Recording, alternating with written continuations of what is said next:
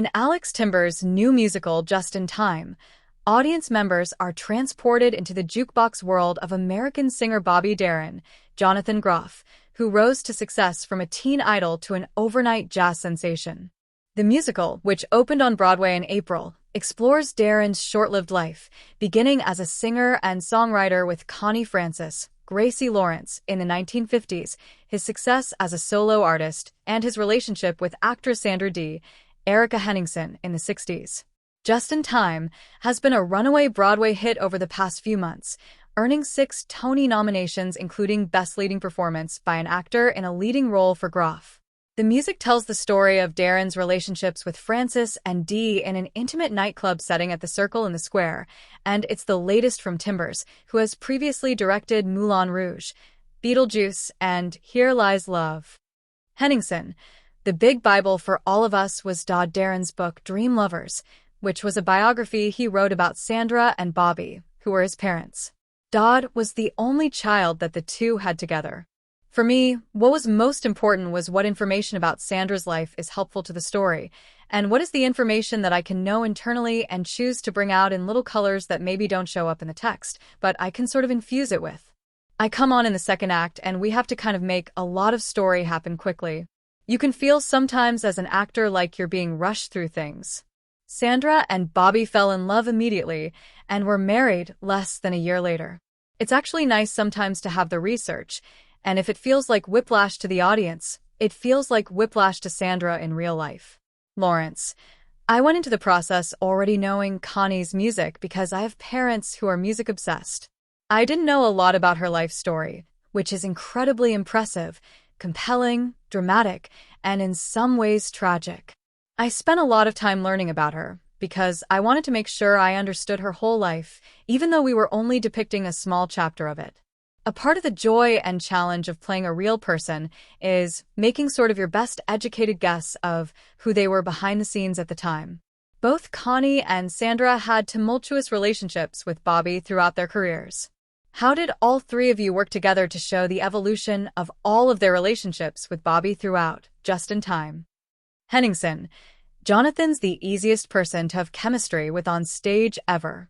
I don't think he's ever been in a show opposite anybody where you haven't fully believed it. Jonathan's so open, and by Act 2, he's had the audience in the palm of his hand for an hour. And I think what Jonathan does so beautifully is he really passes me the ball when I come out, and he doesn't try to take it. I really sort of took over steering the show for 15 minutes away from our leading man.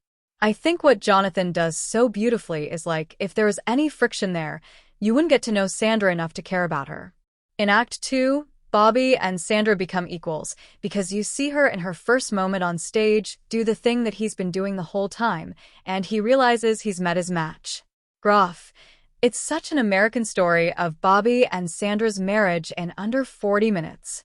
So much happens so quickly, which is an expression of the fact that his life moved so fast, and considering he died by the time he was 37, and he was always aware of that ticking clock. That is definitely articulated in that relationship between Sandra and Bobby in the show, and our incredible book writer Isaac Oliver and our director Alex Timbers would do work sessions about the characters and about the research, and what we had read. Isaac, our writer, was really interested in collaborating and talking about the sort of beats of their story and the relationship dynamics in the Bobby and Sandra relationship that most spoke to us as people today. Lawrence. Jonathan and I have such a natural rapport as people, and it mirrored the relationship that Connie and Bobby had. Our relationship is not romantic, but they have so much love and respect for one another. I think it's a coincidence, and it's a really fortuitous one with the way that we like to perform with each other. It seems to really mirror the way that Bobby and Connie perform with each other, which is just to have fun, and to be really present, and to react to whatever the other one is giving them. Gracie, you play a younger version of Connie, who is the first love of Bobby Darin's life. Both you and Erika portray two very different women at different stages in his lives, and also play young women who are becoming more successful throughout their careers in the musical. As both Connie and Sandra deal with fame in their own ways, what is it like to explore this era of fame and womanhood in the public eye?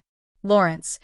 Bobby Darin was known for being attracted to or interested in very strong women.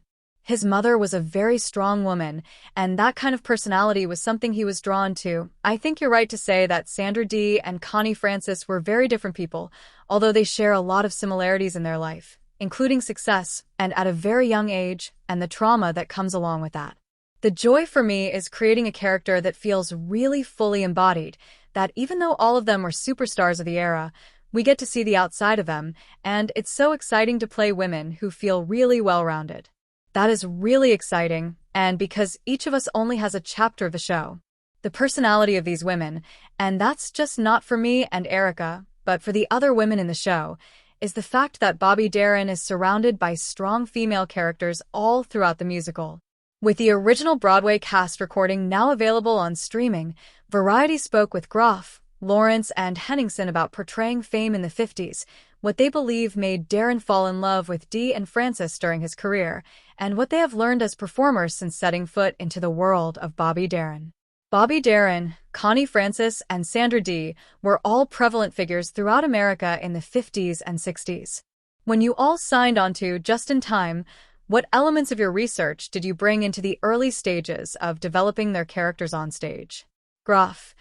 8 years ago, my friend asked me to do a night of Bobby Darin music at the 92nd Street Y, and I started looking up clips on YouTube of Bobby Darin.